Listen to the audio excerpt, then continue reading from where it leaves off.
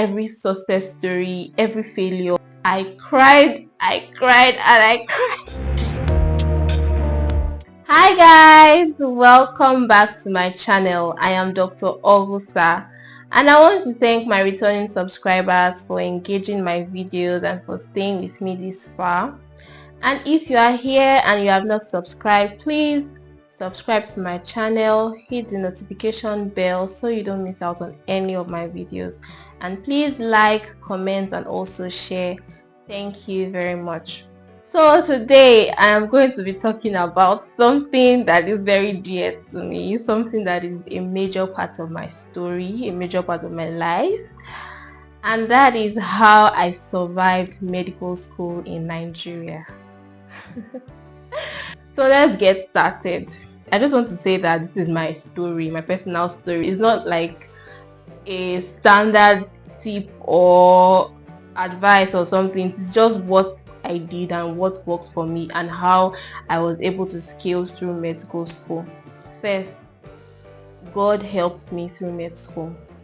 Without God's help, I don't think, or I know that I would not have been able to do this. God really helped me. God came through for me every single time. Every time I was tired, every time I was weak, every time I wanted to give up, every time I thought that I could no longer do that journey again, God came through. For every exam, every time I called on Him, even when it seemed like all hope was gone, it was God. He gave me the strength to do all that I had to do. He gave me the perseverance. He helped me not to give up. Even when I had reasons to run away, He helped me stay. So that is one thing that helped me. God helped me. So the second thing that I'm going to talk about is having a strong support system. That was one of my driving forces in med school. I stayed in med school up to the end because I had people behind me, rooting for me, cheering me up, clapping for me. I had my family, I had my parents, I had my siblings, I had my family members, I had my friends. They were all rooting for me, they were all encouraging me, advising me, praying for me, listening to me every time I had to rant, being my shoulder to cry on every time I had to cry. And trust me, I cried a lot. I don't think anything has made me cry as much as med school made me cry. I cried, and I cried. So my support system, they were there through every tears, every laughter, every accomplishment, every success story, every failure, everything through med school. They were present and they were there. So that is another thing that helps me survive med school. So the third thing, I already talked about having a support system. Okay, now I'm going to talk about having friendship or having another support system in med school by virtue of your colleagues turned friends and family. That was another thing that helped me. The ones I mentioned before were my support system from outside. Now I'm talking about my support system inside the system. These are my colleagues, these are my friends, my sisters that became families. There are so many instances where they saved me through med school, where they made sure I did not fail an exam. They were always there encouraging me when I was too tired to read, when I gave up after an exam, when I said I was not doing it again. They were always there encouraging me because they knew what I was going through. They had the closest knowledge or idea about what was going on because we're all in this together. So they knew. I did not have to explain, because if you were dealing with people that were not in med school, you have to explain how it is. But these people knew, so they were a very, very important part of my life in med school. So number 4 is having a study group. I had a study group that helped me through med school, especially towards the later part of med school. Shout out to Daniela, Yemi, Ella, Isisa, Isabella, Memose, Cordelia. Shout out to you guys. Thank you so much for helping me through med school. Thank you so much for sharing your knowledge with me. In the study group, we studied together, shared knowledge, answered past questions. It was just really motivating having people who were pushing towards the same goal as you, it really made work easier, because then I did not have to read everything, because I would hear from somebody and hear from another person and consolidate this knowledge, and I did not have to read as much. The workload was not as much as it would have been if I was alone, because you cannot read everything. So you definitely need a study group to make this work easier for you, because trust me, medical school is a journey indeed. You can't do it alone. You need people, and I had these people by my side that helps me through med school. So the next I'm going to talk about is never giving up. I learned from my own experiences, from my own exams, especially with pediatrics, to never give up after an exam, no matter how bad it was. When I was done with my pediatrics OSCE, by then I had written my MCQs, my theory, and I had just done the OSCE. I did not see any way that it was going to be possible that I was going to pass the exam, because the OSCE is the clinical part of the exam, and the score determines whether you pass or fail the exam majorly. So it was a very bad exam.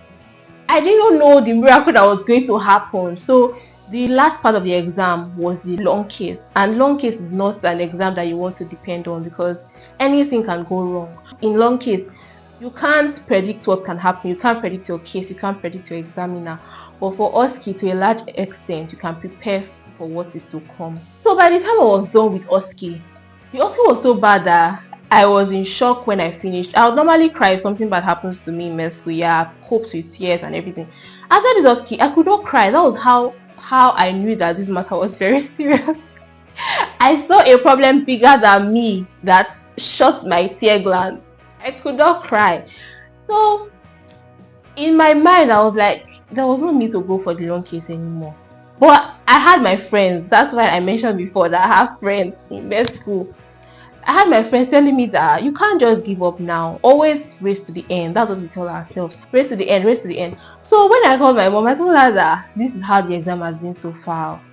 And the reason I'm going to go for this long case is just because I want to fulfill all righteousness, so that it's not seem as if I am a quitter, that I gave up. That I just want to go there and complete the process and give God an avenue to walk if He wants to help me. So I went for long case, and God did a miracle for me in long case, because I keep saying it was God that helped me in that exam. It was God that helped me. That's my story, long and short. After that exam, my friend would say that she left her story and started telling my story, that my story was actually a testimony, but that is a very long story for another day. So what I was talking about that brought me to this story is that you should never give up after any exam. Always race to the end. That was what I did.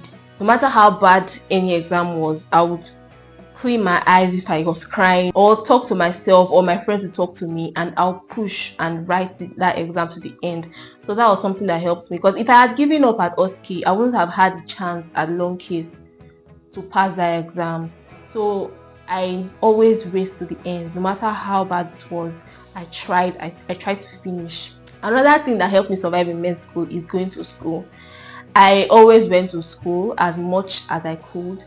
Every posting, every class, I tried. Even though I did not know what I was doing at some point, in some instances, I was just present, and it really helped me, because even though I thought that I did not know what I was doing, I was actually picking up points that became very useful to me at the end of the day. So my advice is that you should always try to go to school, go for your postings, go to classes. It's very important. It makes work easier for you. Another thing that helps me through med school is knowing myself. I knew very early that 9th class did not work for me, and what worked for me was reading in my room and reading in my bed. Even the times when I tried to go to classes with people because it seemed like that was what was needed, it did not work for me. I eventually stayed back in my room and I read for my exams and I passed. So knowing what works for me really helped me. I did not try to copy another person. I just did me. And my advice to you is to know what works for you. If going to class is what helps you read, then please, by all means, go. If you know you can stay in your room and read without sleeping, then you can stay. It does not matter the venue of the reading. What matters is that the knowledge is gotten. So another thing that helped me in med school is self-care. I was big on self-care. Every time that it felt like, oh, I was overwhelmed, oh, my mental health was now hanging on a thread, I paused everything. That was me. I would pause everything. I'll stop everything at that moment and just do nothing. That was me. If it seemed like the pressure was a lot, the workload was going to press me down and weigh me down, I would just take a break and do nothing. Doing nothing was my therapy. So in addition to doing nothing, I bought things that made me happy: food, skincare products, shopping here and there, and a few other things. I just did things that would make me happy, that would cheer me up. But most importantly, I knew when to pause. If I noticed that I was beginning to get overwhelmed so much that I could no longer handle, I will give everything a pause, take a break, take a breather, refresh, renew, and then continue, because I needed my mind to be healthy for me to continue. Even though even though time is very short for you to take so many breaks, but there are some times where it's needed, because you need a healthy mind to be able to do med school. Because if you lose your mind, med school will go on. So you have to try to take care of yourself, because you are all you've got. Med school or no med school, you are all you've got. So please learn to take a break, to take care of your mental health, take care of yourself. Self-care is very important. Another thing that helped me through med school was trying to make and capture memories. Although I didn't do it as much as I would have loved to, but I tried. It was procrastination that did not make me start my YouTube channel back in med school, but I tried my best. I made memories, I made videos, I took pictures, I tried to hang out with friends, we tried to spend time together.